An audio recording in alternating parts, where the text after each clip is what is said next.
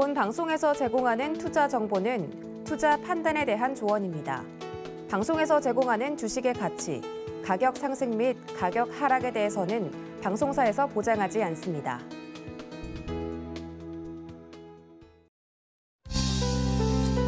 시청자 여러분 안녕하십니까? 오늘부터 오늘장, 내일장 진행을 맡게 된 최은정입니다. 밖에 나가보셨죠? 봄꽃이 만개하고 있습니다. 시청자 여러분들의 계좌도 붉은 꽃같이 만개한 계좌가 될 수 있기를 기대해보면서 오늘 힘차게 시작을 해보겠습니다. 오늘 국내 증시는 양지수가 모두 약세 흐름이 나타나고 있습니다. 간밤 미국 증시가 1%대 조정을 받은 것이 투자 심리를 약화시키고 있다라는 분석인데요. 오늘은 시장에서 어떤 부분에 중점을 두고 봐야 할지 함께 하시면서 투자 전략까지 가져가시기 바랍니다. 자, 저희 방송은 유튜브를 통해서 방송 참여가 가능한데요. 유튜브 검색창에 서울경제TV 검색하시고 방송 보시면서 시장과 관련한 궁금증들 올려주시면 답변 도와드리도록 하겠습니다.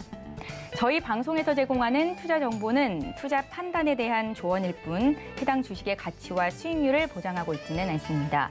또한 서울경제TV와 서울경제신문은 당사의 브랜드입니다. 서울경제증권TV와는 무관하며 기타 유사 명칭에 주의하시기 바랍니다. 오늘장 내일장 출발합니다.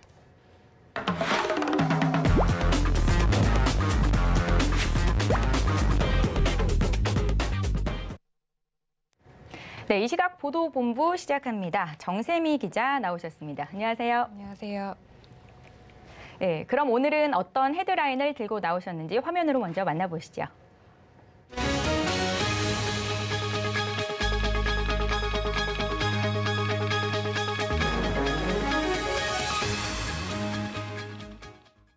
네, 최근에 국내 부동산 시장의 거래 절벽이 두드러지고 있는 모습입니다. 올해 초 전국 아파트 거래량이 지난해 같은 시기보다 절반가량이 줄었다는 소식인데요. 자세히 들려주시죠. 네, 국토교통부가 오늘 발표한 내용입니다. 올해 2월 주택 거래 매매량은 약 4만 3천 건으로 작년 2월에 8만 7천 건에 비해 50% 넘게 줄어든 것으로 나타났습니다. 눈에 띄는 건 수도권 거래량의 감소입니다. 이 시기 수도권 거래량은 약 16,000 건으로 66%나 감소했고요. 지방은 30% 낮아졌습니다. 주택 유형별로는 아파트 거래가 크게 줄었습니다. 2만 6천 건 규모로 전월 대비 7% 넘게 늘었지만 지난해 2월과 비교하면 56% 이상 감소했습니다. 아파트 외 주택은 1만 6천 건 정도 되는데요. 지난해 2월에 비해 37% 줄었습니다. 누계 기준으로는 아파트 거래량은 59%, 아파트 외 주택은 35% 감소한 겁니다. 대신 전월세 거래량은 증가했습니다. 임대차 신고제 자료와 확정일자 신고 자료를 합산한 결과 2월 전월세는 약 24만 건이 거래됐는데요. 전월 대비 17%, 지난해 2월 대비해서 21% 늘어난 겁니다. 이 중 전세 거래량이 12만 건, 월세 거래량이 11만 건입니다. 지역별로는 수도권이 15만 건, 지방이 8만 건 규모로 집계가 됐고요. 주택 유형별로는 아파트 11만 건, 그 외 주택은 13만 건으로 이 지역과 주택 유형에 관계없이 모두 늘어났습니다. 네, 반면에 전국 미분양 주택이 크게 늘었습니다. 특히 수도권의 미분양 주택이 크게 늘어난 모습인데 원인은 어디에 있을까요? 네, 새 정부의 부동산 정책에 기대감을 나타낸 수요자들이 거래를 미룬 것으로 보입니다. 지난 2월 전국의 미분양 저택은 모두 약 2만 5천 호 규모입니다. 지난 1월 대비 16% 늘어났는데요. 그간 물량이 쌓였던 지방에 이어 수도권에서도 미분양 물량이 크게 늘어난 것으로 조사가 됐습니다. 수도권 미분양 물량은 약 2,300호로 74%의 증가율을 보였습니다. 지방도 12% 이상 증가했습니다. 다만 악성 미분양으로 꼽히는 준공후 미분양 물량은 조금 줄었습니다. 지난 1월보다 0.4% 줄어든 약 7,100호로 집계가 됐는데요. 규모별로는 85제곱미터 초과 중대형 미분양 물량은 41% 증가했고요. 85제곱미터 이하 물량도 14% 증가했습니다. 네, 다음 소식으로 이어가겠습니다. 오늘 정부가 새 거리두기 개편안을 발표했죠. 앞으로 2주 동안 적용이 되는 건데 바뀌는 내용들 어떤지 짚어주시죠. 네, 새 거리두기는 사적 모임 인원 10명과 밤 12시까지로 완화가 됩니다. 다음 주부터 시작이 되고요. 오는 17일까지 적용이 됩니다. 김부겸 국무총리는 오늘 중앙재난안전대책본부 회의를 열고 다음 주 월요일부터 2주간 다중이용시설의 영업시간 제한을 밤 11시에서 밤 12시로 완화하고 사적 모임 인원 제한은 8인에서 10인까지로 조정한다고 밝혔습니다. 현행 거리두기는 사적 모임 인원 8인 그리고 밤 11시로 제한이 됐는데요. 이보다 다소 완화됐습니다. 다만 대통령직 인수위원회에서 주장했던 완전 폐지는 하지 않기로 했습니다. 이에 대해 김 총리는 시차를 두고 나타날 위중증과 봄철 행락 수요 등 위험 요인이 아직 많이 남아있다고 말했습니다. 예, 정부가 오미크론 유행의 정점 구간이 지났다라고 판단한 것으로 보이는데요. 자, 이렇게 거리두기 강도가 완화가 되면서 마지막 개편이 될 가능성도 있지 않을까 생각이 드는데 어떻게 보십니까? 네, 김 총리는 2주간 방역 상황에 따라서 거리두기를 완전 해제할 가능성도 열어두었습니다. 의료 체계가 안정적으로 관리가 된다면 남아있는 사회적 거리두기 등의 방역 조치를 과감하게 개편하겠다고 밝혔는데요. 변화된 특성에 기존 제도와 관행 전반도 현실에 맞게 개편합니다. 먼저 장례비 지원 제도가 바뀝니다. 코로나로 인한 사망자 발생 시 지급해오던 장례 지원비 지급이 중단됩니다. 그간 선 화장 후 장례 지침에 따라 지원비를 지급해왔지만 해당 지침이 1월 말 개정돼 중단한다는 겁니다. 다만 장례 과정에서 감염 관리에 소요되는 비용은 변함없이 지원하고요. 행정 예고 등의 관련 절차를 거쳐 시행한다는 방침입니다. 예, 오늘부터 카페나 식당에서도 변화가 감지될 것으로 예상이 됩니다. 일회용 컵이나 수저, 포크를 사용할 수 없게 된다는 건데 배달이 늘어나는 지금 이런 소식이 어떤 의미가 있는 건지도 궁금하고요. 전해주시죠. 네, 맞습니다. 오늘부터 카페에서 커피를 마실 땐 일회용 컵이 아닌 머그컵 사용해야 합니다. 대상은 일반 음식점과 휴게 음식점 등인데요. 이번 규제는 컵과 접시, 포크, 수저, 나이프 등 식기와 나무젓가락 등 18개 품목에 적용이 됩니다. 일회용 봉투와 쇼핑백 무상 제공도 제한됩니다. 다만 예외도 있습니다. 종이 재질이나 가루 발생 등의 이유로 별도 보관이 필요한 제품을 담기 위해 사용하는 합성수지 재질의 봉투는 괜찮습니다. 이후 일회용 종이컵과 플라스틱으로 된 빨대 등은 11월 24일부터 규제 품목에 추가될 예정입니다. 네, 이를 두고 현장의 반응이 엇갈리고 있다고 하는데요. 왜 하필 코로나 시국에 이 제도를 시행하는 건지를 두고 불만의 목소리가 나오고 있다고요? 네, 환경부가 일회용 컵 사용 제한을 추진한 건 약 2년 만입니다. 건강하고 안전한 사회를 위해 일회용 컵 규제로 사용량을 줄이고 위생과 안전을 고려한 다회용기 사용 시스템을 만들어 나가야 한다는 겁니다. 하지만 대통령직 인수위원회가 코로나19 유행이 잠잠해질 때까지 시행을 유예할 것을 주장해 제도 시행에 제동이 걸린 겁니다. 환경부가 인수위와 협의한 결과 우선 예정대로 지침을 시행합니다. 다만 코로나19 상황이 개선될 때까지는 지도와 안내 중심의 계도 활동에 집중합니다. 원래는 일회용컵 사용이 적발될 경우 최대 200만 원의 과태료를 내야 했는데요. 당분간 과태료는 면제됩니다. 지자체들은 이번 규제에 대해 홍보와 계도 활동을 이어가고 업장에 관련 포스터를 부착하는 등 안내한다는 방침입니다. 예, 잘 들었습니다. 이 시각 보도본부였고요. 오늘은 정세미 기자와 함께했습니다. 고맙습니다. 감사합니다. 예, 지금 시각이 1시 56분을 막 지나가고 있습니다. 시장 상황을 살펴봐야 될 텐데요. 이 시각 시황 브리핑 김혜영 캐스터가 전해드립니다. 안녕하십니까. 캐스터 김혜연입니다. 오늘 국내 증시의 양대 지수는 모두 하락세가 보여지고 있습니다. 전일 미국 증시 하락에 영향을 받고 있는데요. 전일 미증시는 인플레이션의 상승 압력과 또 주요 반도체주들이 큰 폭의 낙폭이 보이면서 상대 지수가 모두 하락 마감을 했습니다. 그럼 이 시각 자세한 지수 상황부터 살펴보도록 하겠습니다. 오늘 코스피 지수는 하락 출발을 했습니다. 그래도 저점 대비해서는 소폭 반등이 나와준 모습인데요. 2740포인트는 지지하지 못하고 이탈을 한 모습입니다. 현재 0.76% 하락세 보여지고 있습니다. 이어서 코스닥 지수 상황도 확인해 보시죠. 마찬가지로 오늘 하락 출발을 했습니다. 그래도 하락폭을 대부분 회복을 해나가고 있는 모습인데요. 0.38% 밀려난 940포인트대에서 거래되고 있습니다. 이어서 수급 상황 확인해 보시죠. 기관이 5거래일 만에 매도로 전환을 한 모습입니다. 매도폭도 계속해서 확대해 나가고 있는 모습인데요. 현재 5,515억 원 매도세 보여지고 있습니다. 외국인도 현재 1,557억 원 매도 우위 보여지고 있는 상황이고요. 이어서 코스닥의 수급 상황도 확인해 보겠습니다. 마찬가지로 기관과 외국인의 양 매도가 들어오고 있습니다. 기관은 872억 원 매도하고 있고요. 외국인은 소폭이나마 매도폭을 축소해주고 있습니다. 현재 599억 원 매도세 보여지고 있습니다. 이어서 오늘 상승하는 업종 테마도 살펴보겠습니다. 항공주들이 동반 강세가 보여지고 있습니다. 국제유가 하락의 상승이 보여지고 있는데요. 전일 WTI 가격은 7%대 낙폭을 보이면서 배럴당 100달러 선에서 거래를 마쳤습니다. 미국 행정부가 역대 최대 규모의 전략 비축유를 방출한다라는 소식의 하락이 나타났는데요.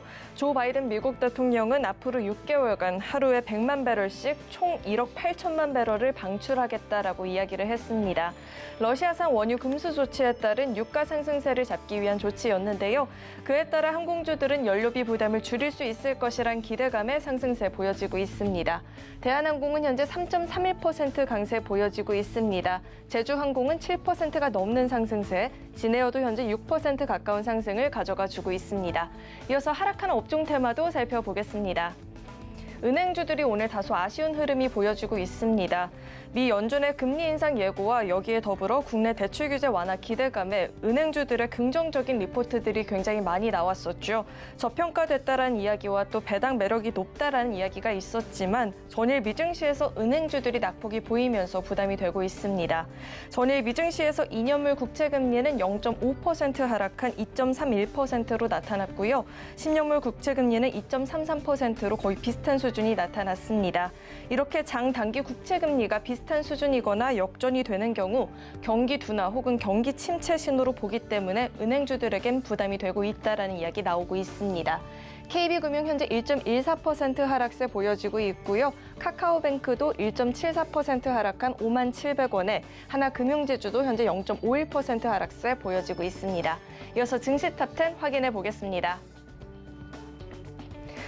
삼성전자가 우크라이나에서 판매가 되는 갤럭시 Z 시리즈의 Z를 삭제했습니다. Z가 러시아 전쟁을 상징하는 표시이기 때문인데요. 반러시아 성향이 강한 발트 3개국에 이어서 우크라이나에도 같은 조치를 내렸습니다. LG에너지솔루션 올 1, 2월 글로벌 전기차 탑재 배터리 순위에서 2위를 차지했다는 소식이 있었습니다. 다만 오늘 주가는 함께 가지 못하는 흐름이고요. 서울경제가 뽑은 특징주도 확인해 보겠습니다. 특장차 제조업체인 광림이 쌍용차 인수전에 나선다라는 소식에 개장 직후에 상한가 진입하는 모습 포착이 됐습니다. 롯데정밀화학은 1분기 사상 역대 최고 실적이 전망이 되고 있죠. 강세 보여지고 있고요. 현대사료는 지난 21일부터 30일까지 7거래일 동안 상한가를 기록을 했는데요. 이러한 주가 폭등 배경에는 두울물산이 현대사료를 통해서 우회 상장을 시도하는 것이 아니냐는 분석이 나오고 있습니다. 그럼 먼저 하나에어로스페이스부터 살펴보겠습니다. 러시아와 우크라이나의 전쟁으로 인해서 유럽의 군비 증비 움직임이 포착이 되고 있습니다. 방산 부문에서 해외 수주 기대감이 커지고 있다는 소식 전해지고 있는데요. 여기에 이번 1분기까지 호실적이 전망이 되고 있다라고 합니다. 다만 현재 장중에 하락 전환을 한 모습 보여지고 있고요. 0.19% 하락한 52,100원에 거래가 되고 있습니다. 이어서 살펴볼 종목은 한신기계가 있습니다. 대통령직 인수위원회가 원전산업 생태계를 복원하기 위해서 지원 방안을 확대하겠다라는 이야기를 전했습니다. 이 같은 소식에 오늘 주가 상승 보여지고 있고요. 5%대 강세 가져가주고 있습니다. 마지막으로 살펴볼 종목은 팜스코가 있습니다. 마켓컬리를 운영하고 있는 컬리가 올해 상장을 앞두고 있는데요. 목표 시가총액이 6에서 7조 원에 달할 것이라는 전망이 나오고 있습니다. 마켓컬리의 납품 이력이 있는 팜스코는 이 같은 소식에 관련주로 묶이면서 상승하고 있습니다. 현재 2.02% 오른 6,560원에서 거래되고 있습니다. 지금까지 증시 탑10 확인해 봤습니다.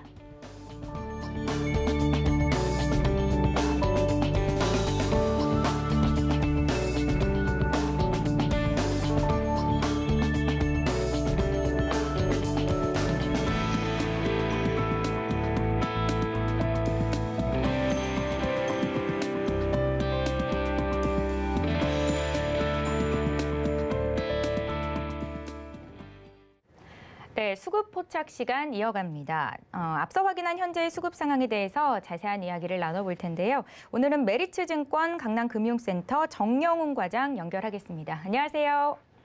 네, 안녕하세요. 예, 저희 먼저 수급 상황을 보고 왔는데요. 이 시각 눈에 띄는 수급 상황 어떤지 먼저 살펴주시죠.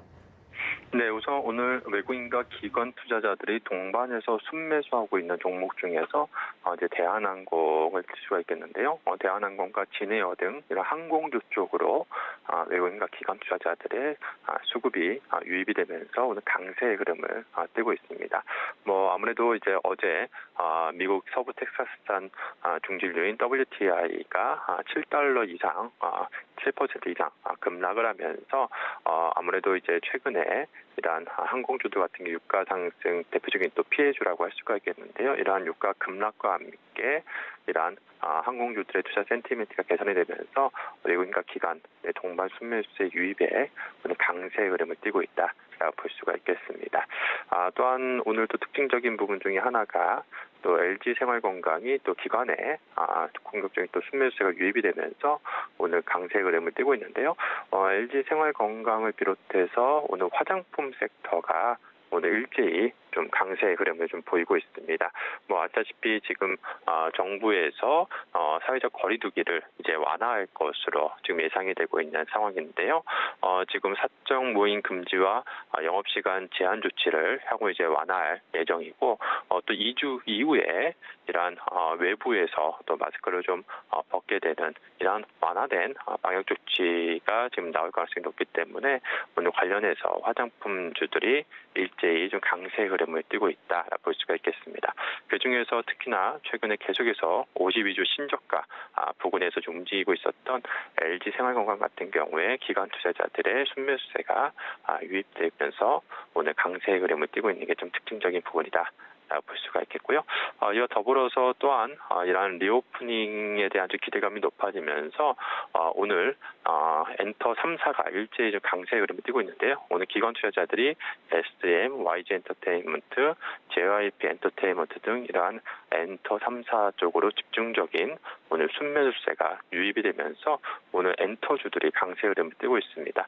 이 리오프닝 기대감에 힘입어서 향후 본격적인 공연 매출 개선 기대에 대한 기대감이 부각이 되면서 오늘 엔터주들도 강세 흐름을 띠고 있다라고 볼 수가 있겠습니다.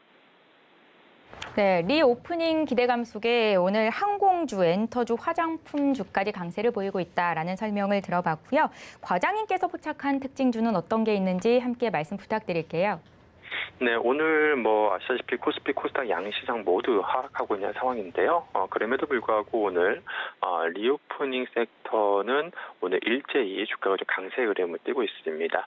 역시나 이러한 정부 정책 수혜에 대한 좀 기대감, 이러한 부분, 향후 이제 사회적 거리두기 완화에 대한 기대감이 부각이 되면서 리오프닝 주들의 투자 심리가 급격하게 좀 개선이 되고 있는 상황인데요. 그렇다고 한다면 리오프닝 관련해서 또 대표적인 수혜주라고 할 수 있는 대한항공을 좀 주목을 해봐야 되지 않겠 싶습니다. 오늘 외국인과 기관의 동반 순매수세가 유입되고 있는 종목 중에 하나가 바로 이제 대한항공인데요. 대한항공 같은 경우에는 최근에 해외 입국자 자가격리 면제가 좀 실시가 되면서 여객 수요 회복이 좀 본격화될 것으로 기대가 되고 있습니다. 최근에 이제 지금 유가 급등이라든지 또 환율 상승에도 불구하고 화물 운임의 강세가 지속이 되면서 최근 유가 급등에도 불구하고 1분기 사상 최대 실적이 전망이 되고 있다는 점이 긍정적이다라 볼 수가 있겠고요. 지금 1분기란 실적 모멘텀이 당분간 부각이 될 것으로 기대가 되고 있습니다. 또한 이제 중장기적으로 이러한 리오프닝이 본격화된다라고 한다면 향후 여객 부분 수요 회복과 더불어서 높은 운임에 따른 레버리지 효과가 본격적으로 확대될 수 있다는 점에서 봤을 때 향후 추가적인 주가 상승을 기대해봐도 좋지 않을까 그렇게 보고 있습니다. 1분기 사상 최대 실적이 예상된다라면서 대한항공 말씀을 주셨는데요. 여행 수요가 이제 계속해서 늘어나게 된다면 앞으로 2분기, 3분기를 또 기대해 볼 수 있지 않을까라는 생각도 드는데 지금 매수를 해서 좀 중장기적인 관점에서 가져가도 괜찮을까요? 네, 앞서 말씀드린 것처럼 리오프닝 대표적인 수혜주이자 아시다시피 지난해 이후부터 주가가 계속해서 박스권 움직임이 나타났었습니다. 그렇기 때문에 이제 본격적으로 여객 수요가 회복이 되게 되면 지난 정고점인 35,000원대 부근을 충분히 돌파할 수 있지 않을까 그렇게 보고 있고요. 본격적으로 이제 턴어라운드가 시작될 수 있기 때문에 좀 중장기적 관점에서 긍정적인 시각을 좀 유지할 필요가 있지 않을까 그렇게 보고 있습니다. 예, 대한항공에 대한 분석까지 들어봤습니다. 정고점인 35,000원을 돌파할 가능성도 있다라는 긍정적인 관점이셨고요. 오늘 수급 포착은 메리츠증권 강남금융센터의 정영훈 과장 전화로 연결해봤습니다. 고맙습니다. 네, 고맙습니다. 네, 다음은 마켓 로드맵으로 이어가겠습니다. 오늘 시장을 주도하는 업종과 이슈에 대해서 심층 분석을 해보는 시간인데요. 카카오페이 증권 기업금융센터의 윤정식 부장을 화상으로 연결해보겠습니다. 부장님 안녕하세요. 네, 안녕하세요. 예, 반갑습니다. 정부가 오늘 완화된 거리두기 개편안을 발표했습니다. 앞서서 저희가 분석을 해보기도 했었는데요. 2, 3주 뒤에는 거리두기 완화 해제 가능성도 열려 있는 상황인데 먼저 완화된 거리두기 개편안의 주요 내용과 함께 관련된 주가 오늘 어떻게 움직이고 있는지 좀 봐주십시오. 네, 우선은 거리두기 개편안은 사적 모임 8인에서 10인으로 그리고 다중이용 시설 영업시간이 11시에서 12시로 그리고 뭐 좀 특징적인 부분이라면 장례 지원비가 지급이 중단됐다. 이런 부분으로 요약을 할 수 있겠는데요. 14일까지 적용을 하고요. 사실상 14일 이후에는 완전 해제될 가능성이 거의 100%에 가깝죠. 코로나 확진자 수는 계속적으로 조금씩 줄어들고 있고요. 지금 코로나에 대한 우려감보다는 그냥 빨리 끝났으면 좋겠다라는 사실 어떻게 보면은 대수롭지 않게 생각하는 감기처럼 생각하는 이런 인식들이 팽배해 있고 자영업자들에 대한 우려감, 어려움들은 계속적으로 좀 나오기 때문에 그 이후에는 완전히 해제될 가능성이 높습니다. 관련해서 관련주 움직임들은 오늘 같은 경우는 대표적으로 항공주와 엔터주가 가장 좋게 움직이고 있는데 오늘 항공주 엔터주의 움직임뿐만이 아니라 최근에 시장이 조정 나올 때에도 리오프닝 관련한 종목들은 크게 조정을 받지 않았습니다. 그만큼 시장에서 하반기 2022년에는 확신이 있었기 때문인데요. 실적이 확실히 좋아진다는 이 확신을 가지고 작년 대비 실적이 많이 좋아지죠. 이런 부분들이 투심으로 굉장히 긍정적으로 작용을 하고 있기 때문에 오늘 관련주는 특징적으로 항공주와 엔터주지만 대체적으로 최근에 시장이 좀 답답하게 갇혀있는 모습 중에서도 리오프닝 관련주들은 계속적으로 좀 움직임이 좋았다라고 보시면 되겠습니다. 예, 다음 이슈로 이어가겠습니다. 미국이 역대급 비축유 방출을 결정했고 또 중국의 코로나19로 인한 봉쇄 조치로 오늘 유가가 7%나 급락을 했습니다. 미국 질병통제예방센터는 크루즈선 여행 위험 경보도 해제하고 또 국내도 해외 입국자의 자가격리 의무를 폐지했는데 이 같은 유가 하락에 따른 항공 관련주, 여행주들 좀 긍정적으로 평가를 하실 것 같거든요. 어떻게 보십니까? 네, 우선은 당연히 긍정적입니다. 유가가 하락함으로써 항공과 여행주, 이 유가가 단순히 코로나 이전에 유가가 상승했을 때 그런 분석들이 많이 나왔죠. 대한항공 같은 경우 유가가 국제 유가가 $1 오를 때마다 얼만큼씩의 적자가 기록이 된다. 이런 분석들이 많이 나왔었는데 당연히 이 유가에 대해서는 유가가 하락할 때 항공과 여행주 긍정적인 부분이 있습니다. 네, 근데 사실 유가의 영향이 생각만큼 항공주에 영향을 많이 미치진 않거든요. 왜 그러냐면 최근에 국제 유가가 많이 올랐거든요. 근데 그 상황에서 항공사들은 유리 할증률 올렸습니다. 그러면서 영향을 굉장히 많은 부분을 상쇄시키는 모습을 보여줬는데요. 리오프닝 관련한 종목들 미국 질병통제예방센터에서 크루즈선 여행 위험 경보 해제하면서 크루즈 관련한 종목들 그리고 여행 관련한 종목들 전일 밤에 미국에서 많이 올랐거든요. 이런 부분들이 오늘 국내 주식시장에도 작용을 하고 있고요. 이 유류 할증료라든지 국제유가의 인하 이런 부분들도 긍정적이지만 이거보다는 이 좀 전에 말씀드렸던 이런 여행 위험 경보가 해제됐다 이런 투심이 개선되는 부분을 좀 더 포커스를 두시면 좋을 것 같습니다. 리오프닝 관련주들은 이런 투심이 개선되는 부분들 국내에서도 좀 전에 말씀드렸듯이 거리두기가 완화되는 조치들이 계속적으로 나오고 있죠. 이런 부분들이 이 시장에서는 투심을 긍정적으로 만들고 주가는 실적이 중요하지만 실적보다는 투심이 좀 더 주가에 많이 반영되는 부분들이 있습니다. 심리가 선제적으로 먼저 반영하기 때문에 이런 심리가 개선되는 부분들을 보셔야 될 것 같고요. 뭐 지금도 계속 말씀드렸지만 지속적으로 투자 심리 그리고 실적도 좀 확실하게 개선될 가능성이 높은 만큼 여행과 항공 관련주들은 오늘 좋지만 앞으로도 계속적으로 좋을 가능성이 높다라고 보시면 되겠습니다. 예, 또 최근 국내 증시에서 엔터주의 활약이 두드러지고 있습니다. 특히 주요 엔터 기업의 대표 그룹들이 해외에서 독보적인 활동을 이어가고 있고 또 연이은 콘서트도 예정이 되고 있는 상황이고요. 다음 주에는 또 빅뱅이 컴백을 할 예정이라고 하죠. 주요 엔터주들 상승 여력은 앞으로 좀 계속 이어갈 수 있을까요? 엔터주가 최근에 분위기가 상당히 좋습니다. 2월부터 엔터주의 흐름이 계속적으로 상승하는 모습들이 좀 강한 부분들이 있고요. 엔터주가 코로나로 인한 피해주 중에 하나였는데 이 엔터주들 코로나로 인한 피해주다라고 처음에 나왔던 게 아티스트들의 활동이 코로나로 인해서 상당히 제약을 많이 받았죠. 이 제약을 받을 때 가장 1번으로 엔터주에 타격을 줄 것이다 라고 분석이 나왔던 게 콘서트였습니다. 객당 단가가 가장 높은 게 엔터주에서 기록할 수 있는 게 콘서트인데요. 이 콘서트가 작년 21년 4분기 하반기부터 재개가 됐죠. 그러면서 콘서트 매출 예년만큼은 아니지만 그래도 매출이 잡히기 시작했고 이 매출이 실적에 기여하고 있다는 걸 이제 3월 달에 확인을 했습니다. 이런 부분들이 이 투심 개선에 상당히 긍정적으로 작용을 했고요. 그리고 오늘 같은 경우 이 리오프닝 관련 종목들 전체적으로 좋은데 그런 분위기까지 같이 엮이면서 주가가 상당히 좋은 모습을 보여주고 있습니다. 앞으로 이 3월달, 4월달 이제 따뜻한 봄과 여름이 되면서 콘서트는 좀 더 활기를 띨 것으로 보여지고요. 그리고 좀 전에 빅뱅 말씀 주셨었는데 주요 아티스트들이 이제는 콘서트를 할 수 있고 밖에서도 노래를 부를 수 있기 때문에 이 주요 아티스트들이 컴백을 좀 더 적극적으로 하게 됩니다. 이런 부분들이 실적에 숫자로 크게 영향을 미칠 수 있는 긍정적인 영향을 미칠 수 있는 호재로 작용을 할 수 있기 때문에 리오프닝 관련한 종목들 지속적으로 투심이 좋아지고요. 리오프닝 관련한 종목이 아니라고 하더라도 이 엔터 섹터만 놓고 보더라도 투심 상당히 좋아지기 때문에 지속적으로 엔터주들은 상승세가 나올 가능성이 여타 항공주들과 마찬가지로 좀 좋을 가능성이 높다라고 보시면 되겠습니다. 예, 이번에는 유통주에 대한 의견을 좀 여쭙겠습니다. 최근에 지정학적인 리스크로 인해서 글로벌 증시 하락에 유통주가 큰 폭의 내림세를 보였는데요.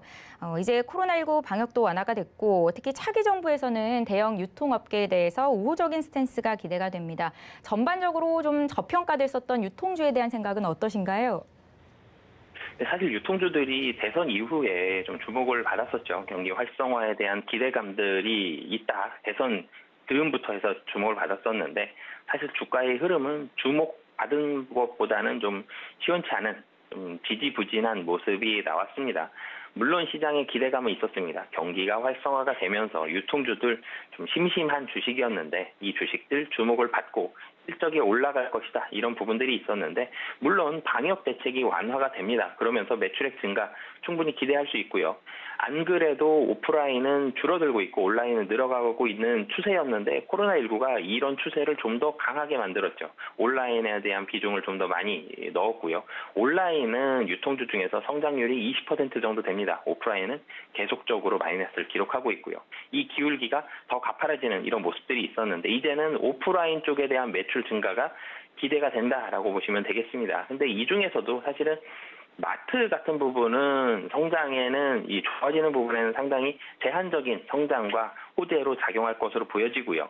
우선은 온라인 판매 중심의 업체, 코로나 시기만큼의 급격한 성장률을 보여주진 못하겠지만 그래도 지속적으로 온라인은 성장할 가능성이 높고요. 그래서 온라인 판매 중심의 업체, 그리고 백화점은 매출액이 좀 확실히 늘어나고 있습니다. 명품으로부터 시작했던 이 매출액이 의류와 여타 다른 제품들로 확산되고 있기 때문에 백화점도 주목을 해보시면 좋겠고요. 그리고 항공주 말씀드렸는데 항공주 같은 경우는 뭐 여행에 대한 기대감들이 있었는데 여행 갈 때 저희들 해외여행 갈 때 면세점 꼭 들리게 되죠.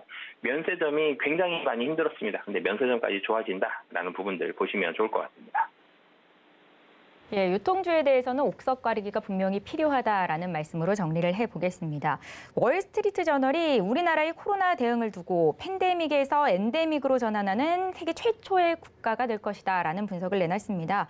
하지만 여전히 제약 바이오 업계는 코로나 백신, 치료제 개발이 이어지는 상황에서 이 엔데믹 전환에 따른 바이오 업계 투자 전략은 어떻게 가져가면 좋을지 많은 분들 고민 있으실 것 같고요. 특히나 코스닥 시장 대응하시는 개인 투자자분들이 많으시잖아요. 어떻게 해볼까요? 우선은 이 코로나 관련주, 특히 바이오주가 투자하기에는 굉장히 좀 어려운 이 난이도가 올라가 있는, 그러니까 나쁘다기보다는 난이도가 굉장히 올라가 있는 그런 환경이 되었다라고 보시면 좋겠습니다. 바이오주가 분위기가 언제 좋았냐라고 생각을 해보면 코로나가 발발을 하고 진단키트로 사실은 좋은 분위기가 시작을 했죠. 시젠을 중심으로 해서 바이오 관련한 바이오 중에서도 코로나 관련된 이런 종목들이 상당히 좋은 주가의 흐름을 보여주면서 바이오주들 전체적으로 주가가 좀 좋아졌었다가 이제는 코로나 확진자 수가 더 늘어났음에도 불구하고 팬데믹에서 엔데믹, 그러니까 위드 코로나가 되면서 백신과 그리고 코로나 치료제, 자가진단키트 이 관련된 종목들, 사실 특히 자가진단키트 관련된 종목들은 실적이 분명히 좋게 나오겠죠. 굉장히 잘 팔렸으니까. 그럼에도 불구하고 투심은 많이 떨어지는 모습을 보여줬습니다. 그렇기 때문에 이제는 코로나 관련된 종목들, 코로나 관련한 치료제, 코로나가 없어질 수도 있고요. 다시 내년 이맘때쯤 재발할 수도 있습니다. 뭐 그렇게 된다라면 치료제 관련한 종목들 내년 실적들이 나올 수는 있겠지만 지금 현재 상황에서 놓고 보면 코로나 관련된 종목보다는 코로나로 치중되는 종목보다는 코로나 이외의 다른 기술력들을 가진 종목들 위주로 좀 보셨으면 좋겠고요. 이 기술력 중에서도 특히 라이센스 아웃이 된다라 그러면 굉장히 기대감이 좋고 실적을 한 번에 좀 큰 금액을 유입을 받을 수 있기 때문에 그런 종목들 보시는 게 좋을 것 같고요.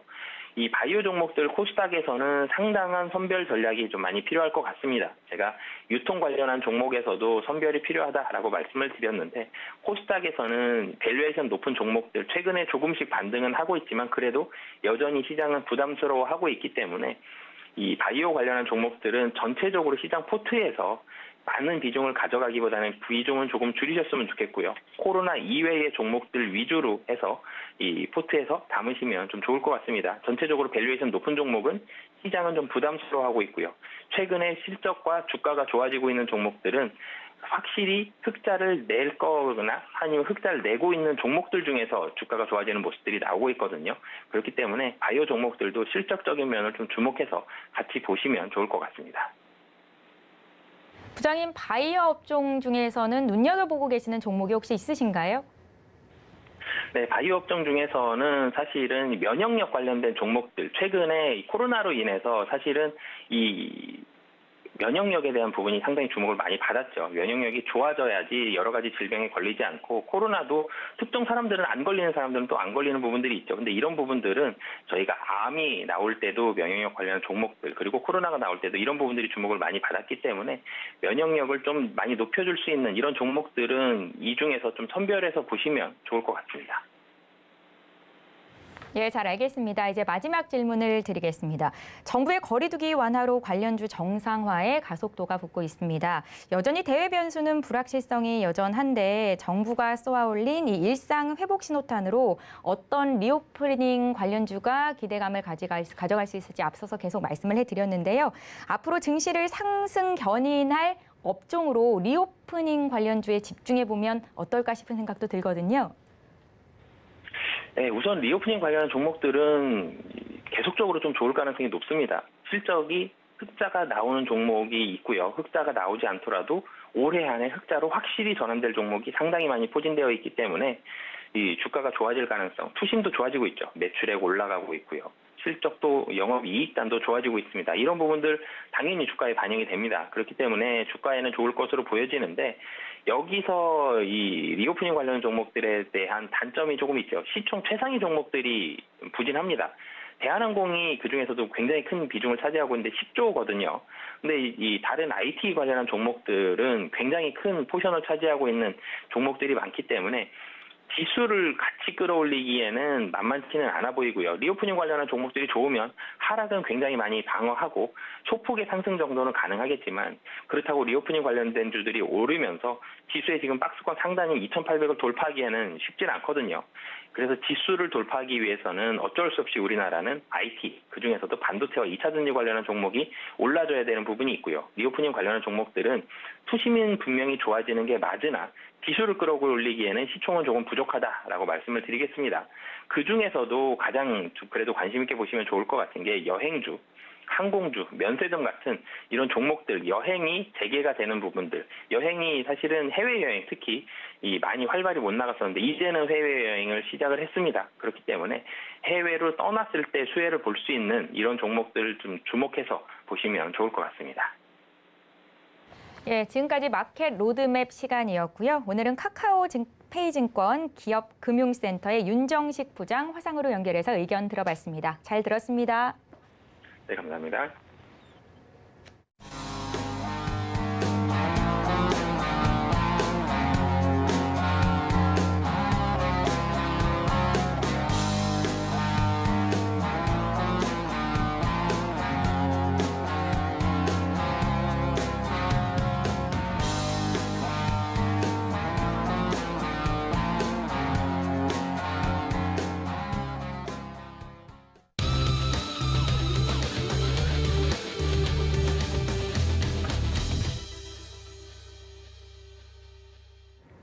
네, 이슈 칼럼 시간입니다. 마켓 리더들과 함께 시장의 핵심 이슈를 짚어보는 시간인데요. 오늘은 JDI 파트너스의 최준욱 전문가 연결해서 이야기 나눠봅니다. 안녕하세요.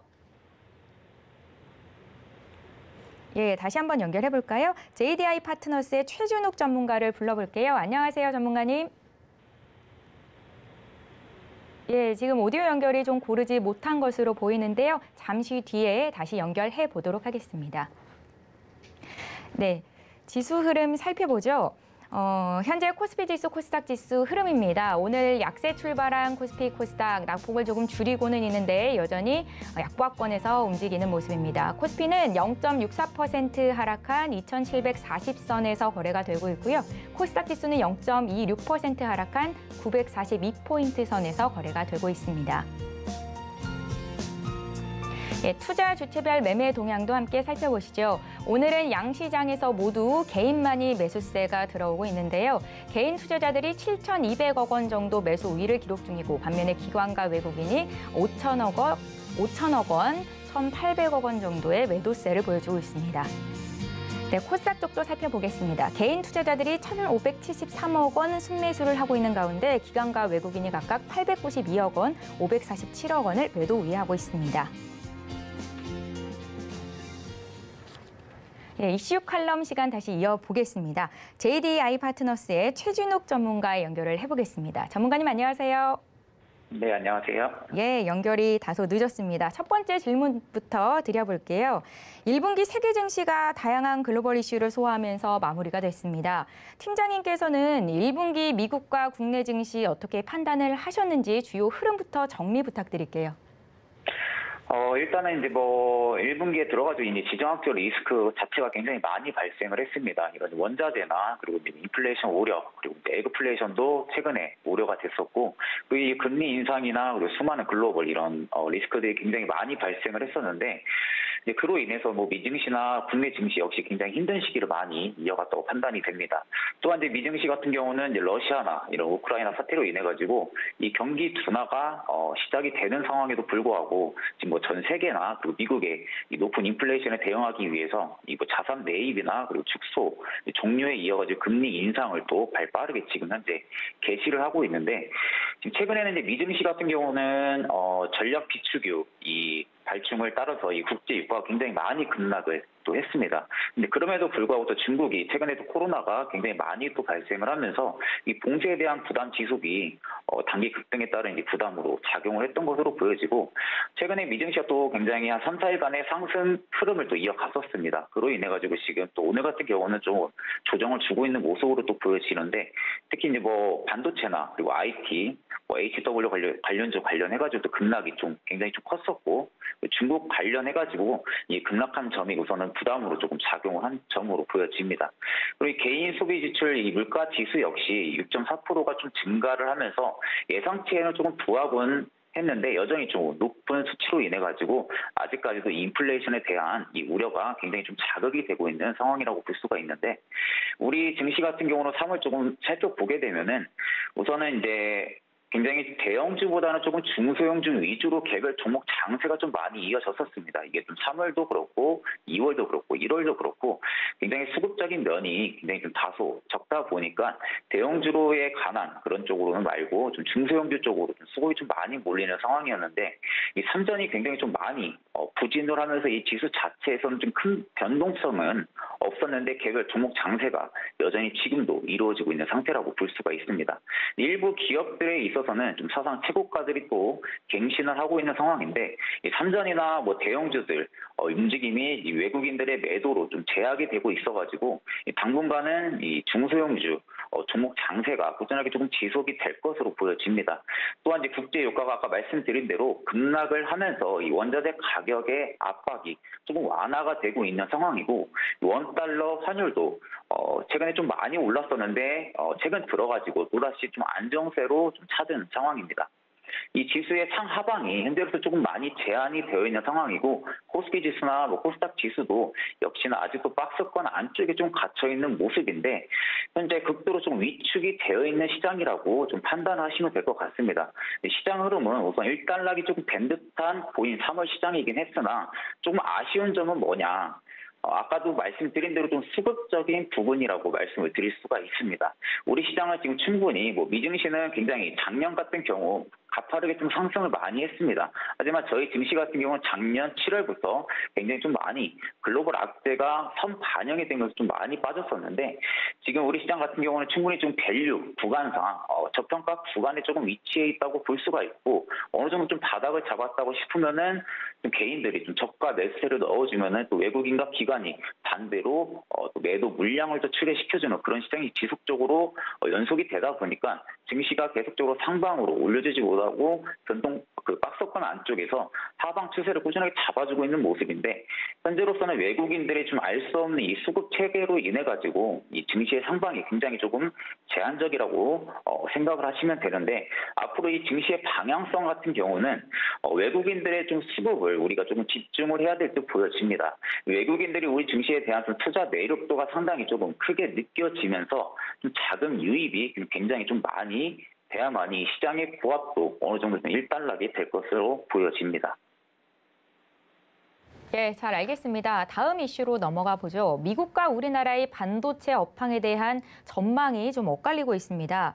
국내 주요 증권사들은 4월 증시 전망에서 성장주, 특히 반도체와 2차 전지 산업 비중 확대를 제시하고 있는 반면에 미국 증시 흐름을 보면 PC 시장의 하락세가 두드러졌었고, 골드만삭스도 반도체 산업의 하향세를 예측했습니다. 양국이 반도체 산업에 대해서 이렇게 전망을 엇갈리게 하고 있는 배경이 어디 있는지 궁금하고요. 1분기 양국의 주요 반도체 기업의 성적표가 어떨지도 함께 전해주시죠.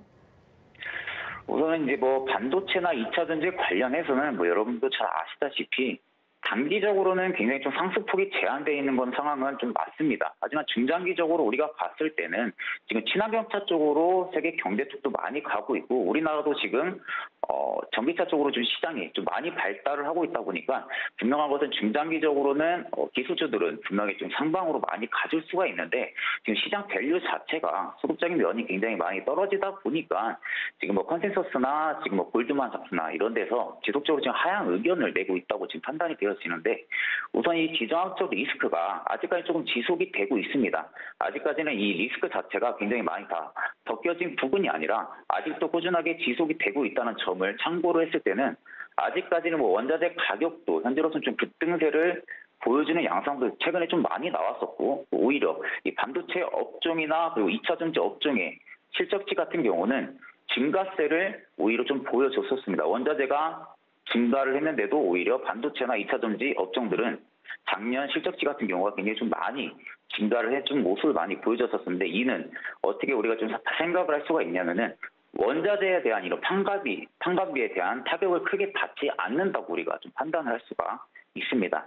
이 반도체나 2차 전지 밸류 같은 경우는 단기적으로 보면은 굉장히 아까 말씀드린 대로 상승폭은 확실히 제한적이긴 합니다. 확실히 제한적이긴 하는데 중장기적으로는 분명하게 우상향을 해줄 섹터라는 점은 여러분들 꼭 투자를 하실 때 참고를 하시면 될 것 같고, 현재 이 반도체 사용처 같은 경우는 뭐 빅데이터 분석과 그리고 사물 인터넷 그리고 뭐 자율주행차 등으로 지금 현재 계속적으로 확대가 되고 있는 상황입니다. 즉 시장 조사 업체 가트너 같은 경우에서도 지금 현재 AI 반도체를 이 개발하는 회사는 전 세계적으로 현재 50곳 이상이다라고 발표를 한 적이 있었고, 또 AI를 활용한 이 신사업을 확장으로 인해 가지고 이 AI 반도체를 매출은 20년도에는 우리가 좀 28조 원이었는데 25년에는 우리가 86조 원으로 늘리겠다라는 그 전망치도 현재 내놓은 상태입니다. 하지만 우리가 지금 문제점은 뭐냐? 이 골드만삭스가 지금 반도체 산업이나 이 메모리 산업에 대한 전반적으로 하향세를 예측한 이유인데, 이 부분에 있어서는 제가 생각할 때에는 우선 반도체 구매 고객들이 우선 공급 차질 또는 뭐 부족이 우려해가지고 단기간에는 조달 계획을 유지할 것으로는 예상은 되는데, 이 사이클 기준으로 우리가 봤을 때는 상승세를 단기적으로는 하락폭을 분명하게 보여줄 것이다. 하지만 중장기적으로는 이 사이클 자체는 꾸준하게 우상향을 해줄 거다라고 골드만삭스가 얘기를 했던 점인데, 이 단기적인 관점으로는 골드만삭스가 하향 수치를 내보낼 때 우리가 볼 수가 있습니다. 지금 시장 자체가 굉장히 예전 같은 경우는 좀 장기 투자식으로 좀 많이 끌고 갔다고 싶으면은 지금 장세 같은 경우 여러분들이 좀 보시면 아시겠지만 굉장히 조금 어느 정도 올라가게 되면은 차익 실현 매물이 굉장히 많이 출회를 하고 있습니다. 그만큼 단기적으로 투자자들 대부분이 지금 단기적으로 매매를 많이 하고 있다는 것을 우리가 좀 판단할 수가 있는데, 이러한 부분들에 있어서 우리가 봤을 때는 뭐 이자율 상승이나 그리고 뭐 인플레이션 그리고 소비 지출과 산업 생산에는 뭐 악영향을 현재로서 좀 끼치고 있다고 우리가 볼 수는 있고, 어느 기업도 이 글로벌 GDP의 하락에 영향에는 좀 자유롭지 못하다라고 우리가 좀 볼 수가 있습니다. 다만 모든 반도체 업종에 대한 하향을 예상치를 낸 것은 아니다라고 생각을 하시면 됩니다. 또한 이 메모리 반도체에 대한 하향 의견도 제시를 했었는데, 우선은 이제 메모리 수요 상황은 예상보다는 약했던 이 PC 생산과 그리고 헤드셋의 빌드의 축소 그리고 뭐 소매 판매 상황이 현재 약세로 인해 가지고 2분기 우리가 생각하는 그 예상 가격의 상승폭을 굉장히 좀 많이 줄어들 것이라고 생각을 하고 있고, 이와 유사하게 더 뚜렷한 상승폭을 현재로서는 조금 실현해주지 못할 것이라는 그 관점 때문에 그 기대하는 것만큼 확실하게 강력하게는 나오지 않을 것이다라고 지금 의견치를 내놓은 상태인데, 다만 앞전에서도 아까 말씀을 드렸다시피 이 반도체나 그리고 메모리에 관련해서는 우리가 단기적으로는 하향의 의견으로 제시는 하고는 있지만, 충분히 중기적 관점으로 본다면은 언제든 상향 조정도 가능한 섹터라는 점이 여러분들 생각을 하시면 됩니다. 그 이유에 있어서는 뭐 첫 번째로는 비교적 이제 방어적인 엔드 마켓이라고 우리가 좀 볼 수가 있고, 두 번째로는 가격 결정력입니다. 그리고 경쟁력이 있는 포지션입니다. 기술력이죠. 세 번째로는 탄력적인 이익률입니다. 네 번째로는 독특한 성장이나 또는 이익률을 굉장히 좀 많이 올릴 수가 있다.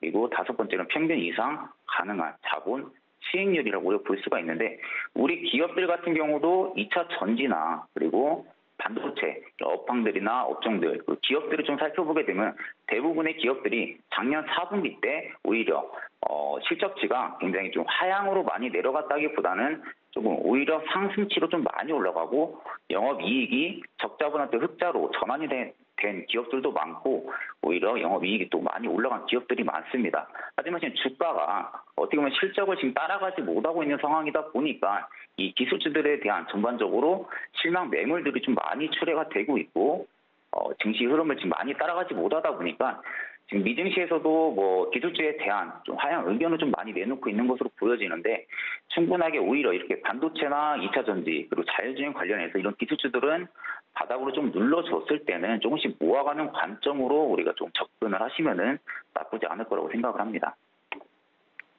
예, 미국의 주요 지표가 하나 발표가 됐습니다. 3월 개인 소비 지출 PCE 지수가 발표가 됐는데 전년 대비해서 5.4% 상승해 물가 압력이 커졌고, 이에 장단기 금리차 역전 현상도 발생이 됐죠. 현재 주요 지표와 금리로 봤을 때 4월 달 미국 증시는 어떻게 움직일 것으로 예상을 하시는지 조금 간략하게 듣겠습니다. 우선은 이제 제일 먼저 우리가 조금 확인을 해봐야 될 거는 장단기 금리차 역전이 경기 둔화를 의미하는 겁니다. 2000년대 이후에 이 장단기 금리차가 역전 현상이 발생 이후에 2, 3년 내에는 경기에 좀 하락이 발생을 했었는데 이 정확한 원인을 설명하기는 굉장히 좀 많이 힘들기는 하지만 선제적으로 확인된 것은 이 2년의 기간 동안 그리고 뭐 주가 지수의 상승세가 강하게 발생한 이후에 조정 국면의 우리가 좀 출현을 했다는 겁니다. 그림자 금리를 통해 가지고 뭐 본 그림자는 뭐 여전히 높은 수준을 현재로도 유지도 하고 있고 장단기 금리차가 지금 물가 상승기에 발생을 하고 있고 물가 상승은 기본적으로 우리가 경기와 자산 가격의 상승을 동반을 하고 있다고 매개체라고 생각을 하시면 됩니다. 이 경기 사이클 요인과 그리고 뭐 금융정책 요인의 선후 관계는 아직까지는 조금 불명확하다고 볼 수가 있습니다.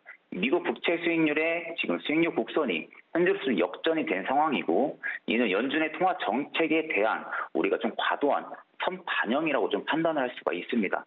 3월 29일에 이 미국채 시장에서는 장중에 10년물과 그리고 2년물 이 장단기 스프레드가 역전이 되면서 이 경기 침체 우려가 목소리가 굉장히 좀 높아졌었는데 2018년 6월에는 오히려 연준이 이 단기 포워드 스프레드를 새로운 경기 침체 지표로 소개를 하면서 이 스프레드를 역전이 향후 통화정책의 완화로 가능하다고 예상을 하면서 이 경기 침체가 발생을 할 수도 있다라고 시사를 한 적도 있습니다. 다만 우리가 지금 현 시점에서 시장을 바라볼 때 조금 관점을 중요하게 잡아야 될 건 뭐냐면은 아무래도 이 미국의 인플레이션입니다. 이 인플레이션 압력이 해소가 되지 않은 상태죠. 현재로서는 않은 상태에서 지금 연준 파월 같은 경우는 상반기에 FOMC에서 지금 50bp의 금리 인상을 하겠다고 지금 발빠르게 지금 움직이고 있는데 이 부분에 있어서 우리가 조금 더 관점을 집중적으로 우리가 살펴봐야 될 것 같고 이 점진적 금리 인상이 가능성이 우선적으로 강한 가운데에서 23년 이후에는 좀 중기적으로 전개될 뭐 실물 경제라든지 그리고 뭐 둔화 또는 10년물 관련해가지고 인플레 압력이 완화가 되는지 그 부분에 우리가 조금 초점을 둬야 될 것 같습니다. 예, 오늘 이슈 칼럼은 여기까지 듣겠습니다. 지금까지 JDI 파트너스의 최준욱 전문가와 함께했습니다. 잘 들었습니다. 네.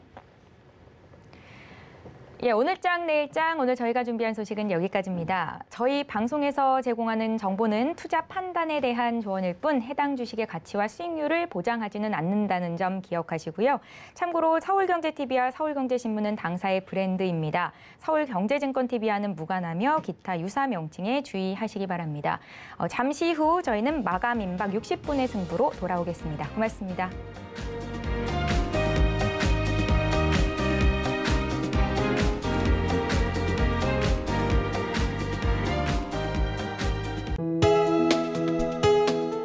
본 방송에서 제공하는 투자 정보는 투자 판단에 대한 조언입니다.